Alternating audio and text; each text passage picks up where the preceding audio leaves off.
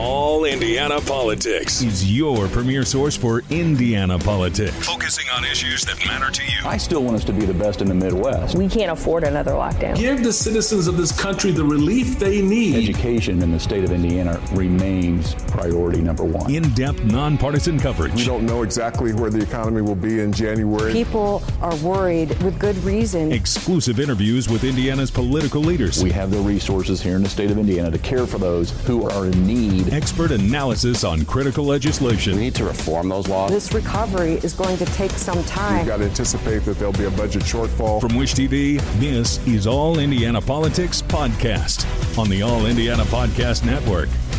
Sunday morning, welcome to another edition of All Indiana Politics. I'm Phil Sanchez. President Joe Biden trying to contain the fallout inside the Democratic Party following his debate against Donald Trump. CNN's Pricilla Alvarez has more on Biden's recent meeting with the governors. Tonight, White House officials and President Biden himself stumbling on damage control a week after that poor debate performance. We've got to be honest about that. So we need a reset. We need a course correction. We've got to acknowledge that this was not just one bad night. Biden telling Democratic governors gathered at the White House Wednesday his plan is to stop scheduling events after 8 p.m.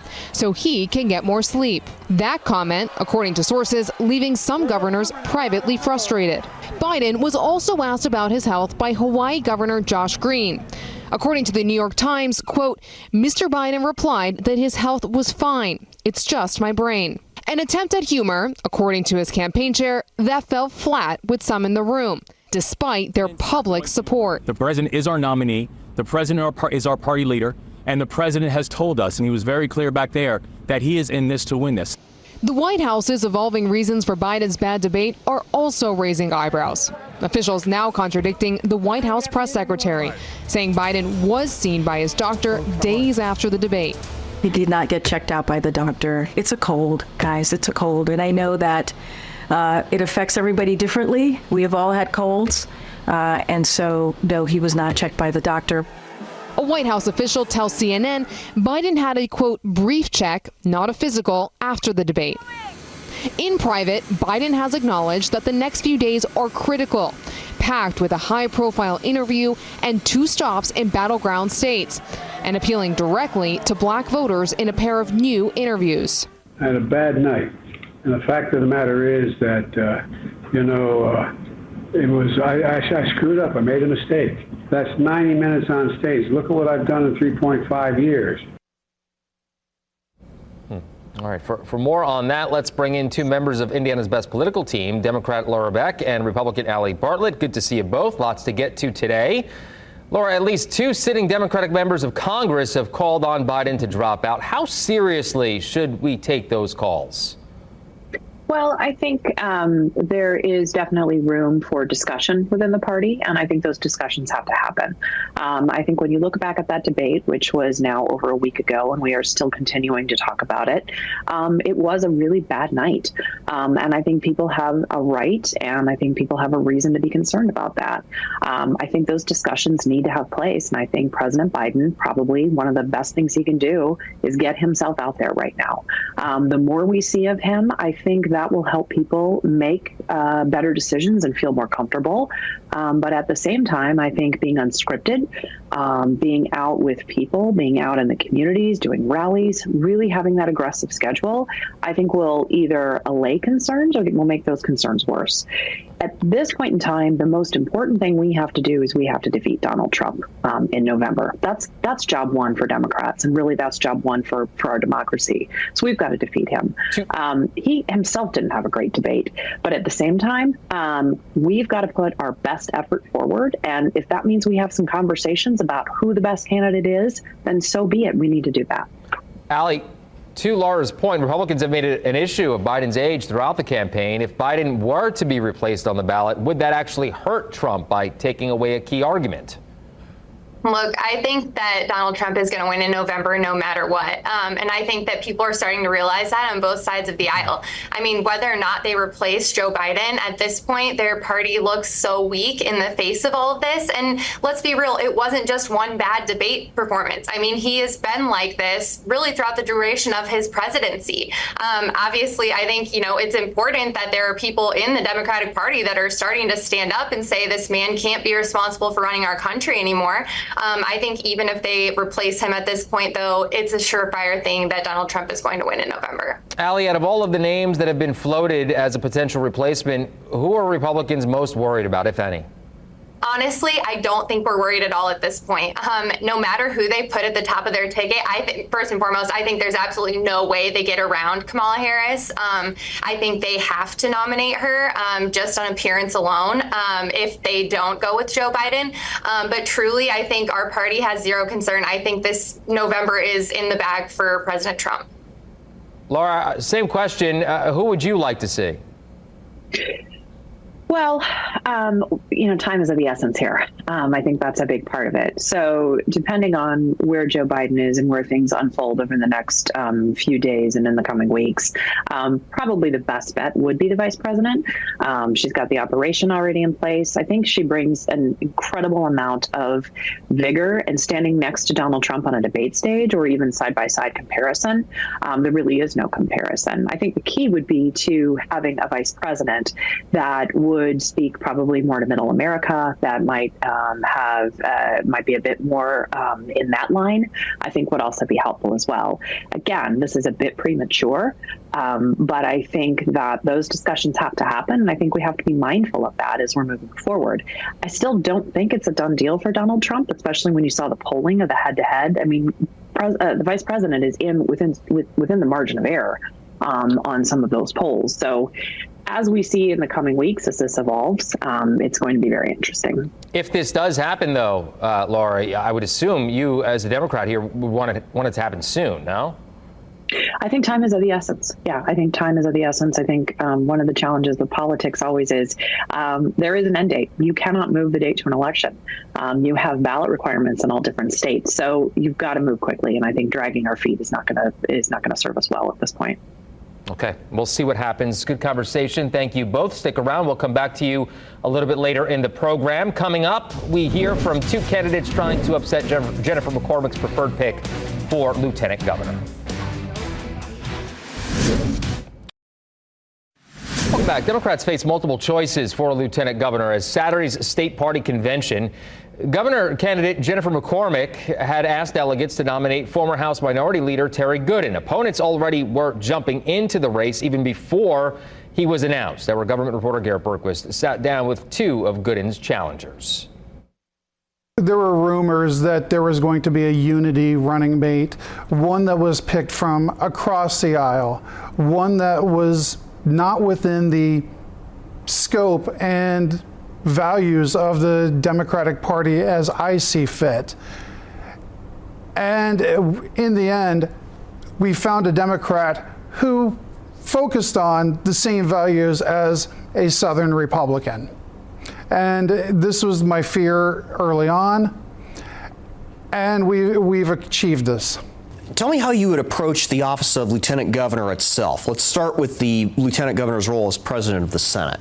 As President of the Senate, we miss out on a lot of opportunities shaping what could or couldn't be done. And on the Republican side, the Lieutenant Governor candidate for the Republicans has said he would make a shutdown of the state until he got his message across. You know what? I kind of agree with him. As on the left, I may take some of those tacks and say, you know what, we need to be focusing on housing. We need to be focusing on the poor. We need to be focusing on things that everyday Hoosiers need and represent. I would love to see a push for a referendum or a ballot referendum for Hoosiers. I would be pushing these and saying, you know what, this is an extreme bill.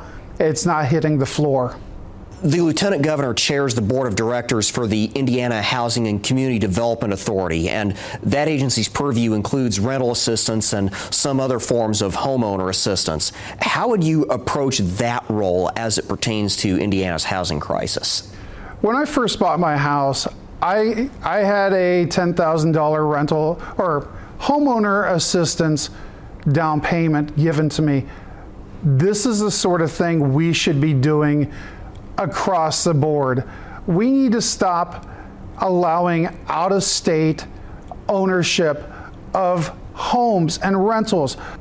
If people can never meet the person who owns the home they're renting, they don't have a personal connection and prices are going to keep going up. People are looking at home ownership as a salvation, and we keep taking that away from them. I see homelessness every day. I see people struggling to stay in their homes. I see people struggling to stay out of eviction. We need to change this, and we need a strong advocate who focuses on the people, not these out-of-state homeowners. The process really began when I was collecting signatures to get my name on the ballot, actually for governor. So I had traveled across the state of Indiana, and when I was out and about talking to people, obviously then about being governor, what I was hearing that people were sick and tired of business as usual. People were sick and tired of just being sick and tired. And obviously through those conversations and observation, I can see that people are hurting. And so I'm a person that I take action.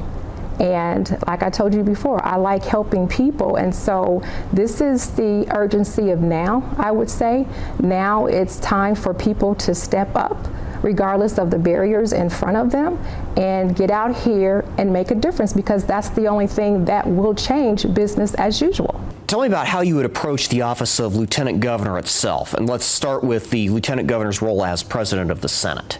Well, being the president of the Senate, I know that there is obviously a lot of legislation that comes across the table. So being there to hear firsthand what's coming and get behind those things that really support Indiana, and to make Indiana grow and make Indiana a place where Hoosiers want to stay and people want to come and visit. So legislation is very important, and particularly the offices that I would be over. Obviously there's 26 statutorial duties that I have, but at the top 4, one of them is the Department of Agriculture.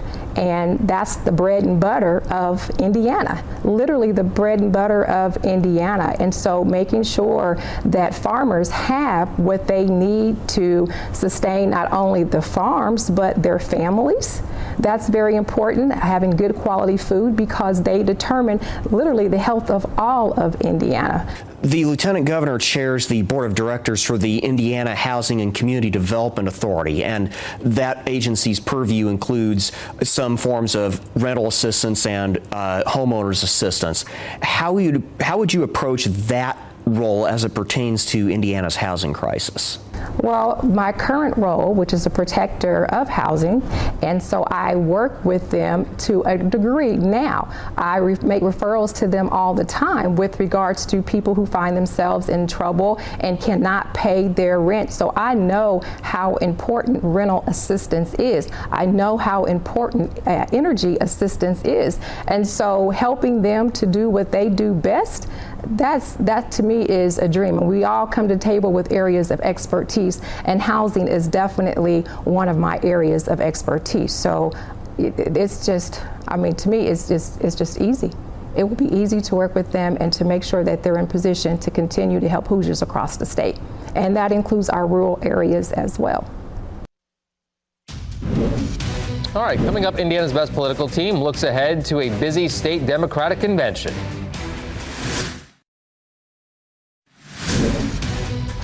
Welcome back to All Indiana Politics. With us once again are Democrat Laura Beck and Republican Allie Bartlett. Democrats have contested races for both Lieutenant Governor and Attorney General at Saturday's Democratic Party convention. Laura, we'll begin with you.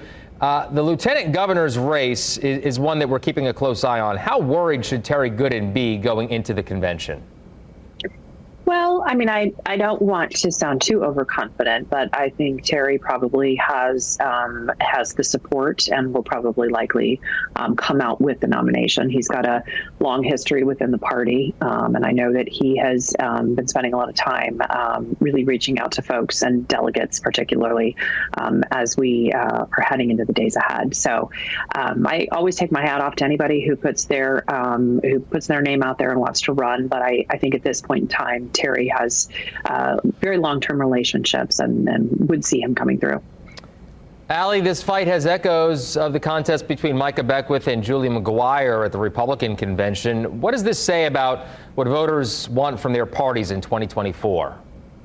Yeah, I think we're seeing a lot more of these contested races. I think obviously it's always good when people want to become involved in the process, like Laura said. I definitely think it tells us that voters have elections at the top of their mind. And so I think this is a good thing. I think this means people are engaging in the process and they're getting involved in maybe ways that they historically haven't. And so it's always good when we can get more people involved. And like Laura said, always tip the hat to people who are willing to put their name on the ballot and get that out there and participate. Laura, we'll come back to you for this next one. Destiny Wells, as you know, has a significant fundraising advantage over Beth White in the Attorney General's race. What is your prediction for this one? I think it's going to be interesting on the Attorney General's race. I know that really the focus is on beating Todd Rokita, and I think that much of the focus and their campaign work is on who they feel is best positioned to do that at this time. This is not the first time we've had a contested lieutenant governor's race. In fact, we had one in 2020 between Karen Talley and Jonathan Weinzapfel. So I think there's real energy and real enthusiasm to beat Todd Rokita in the fall. I think that it's imperative we do that in the fall. And so I think that each candidate has been making their case directly to the delegates, and we'll see next week. Allie, in each of these contests, which candidates do Republicans most want to face, and who should they be most worried about? Listen, I'm going to sound like a broken record here, but I truly don't think that Todd Rokita has much to worry about. He's proven his popularity with voters time and time again. I'm not sure that we would really be worried in either circumstance at this point. I mean, we've seen the numbers in the past several years in statewide races in Indiana. Republicans are dominating and continue to dominate, so I'm not sure that we have major concern either way. Okay. Ladies, I want to take a turn to a much different issue now. Governor Eric Holcomb says the state has obtained pentobarbital for use in executions. He's seeking an execution date for a man who killed 4 people back in 1997. Allie, the Holcomb administration has refused to say where it got the drug from. So how can we be sure the execution will be carried out correctly? Listen, I think this is something that obviously the state of Indiana has experience with over the years. This is something that happens here and that our state's been entrusted with periodically. So I don't have concern that it will be carried out correctly and that all of the processes in place have been followed. I'm not sure what type of confidentiality restrictions exist behind information like that, but I assume there's a reason for it. And so, like I said, our state has been entrusted with important matters like this in the past, and I think we'll make sure that we can carry it out in the way that it's supposed to be. Laura, same question. Well, I mean, it remains to be seen. I'm with Allie. I would certainly hope that they're following the correct processes and procedures. I just find that it's really interesting that as we are just a few months out from a national election and a statewide election, that all of a sudden, these elected leaders who are Republicans have gotten doubling down very hard on the death penalty. I just find that to be really interesting, the timing, since we haven't heard or seen much about it for the last 6 months or so, or even before that. So not to sound cynical, I hope that's not election year politics. And but I also recognize too that the death penalty is a law in our state, and it is quite a process one has to go through to be executed. Yeah. And all of that is done with great seriousness and through juries and through the legal system. Quick question here, Laura, before I let you go, and I have less than a minute left. Democrats, to your point, have said little about capital punishment on the campaign trail this year. It was a big issue 4 years ago. Could this make capital punishment an issue in the governor's race? 30 seconds. Oh, I think that's partly what the intention is. I think that's partly what they want to try and do with it. Okay. Well, there you go. Good. Allie, your thoughts on that? 15 seconds. Go ahead. Yeah, honestly, I'm not sure. I think it's more of a matter of law and order. I'm not sure if it will become a topic of discussion, but it certainly might. Yeah. Okay. Good conversation, ladies. As always, good to see you both. Thank you so much for joining us. We'll see you next time, and we will be right back. Thank you for joining us for All Indiana Politics. We'll be back here, of course, next Sunday morning, as always, at 9:30. And be sure to tune in at 11 o'clock this morning for The Hills Sunday with Chris Steyerwalt. Have a great rest of your weekend. From Wish TV, this is All Indiana Politics Podcast on the All Indiana Podcast Network. Watch All Indiana Politics live Sunday mornings at 9:30 on Wish TV and at wishtv.com. Subscribe to this podcast and listen weekly here on the All Indiana Podcast Network. And be sure to discover even more great podcasts at allindianapodcastnetwork.com.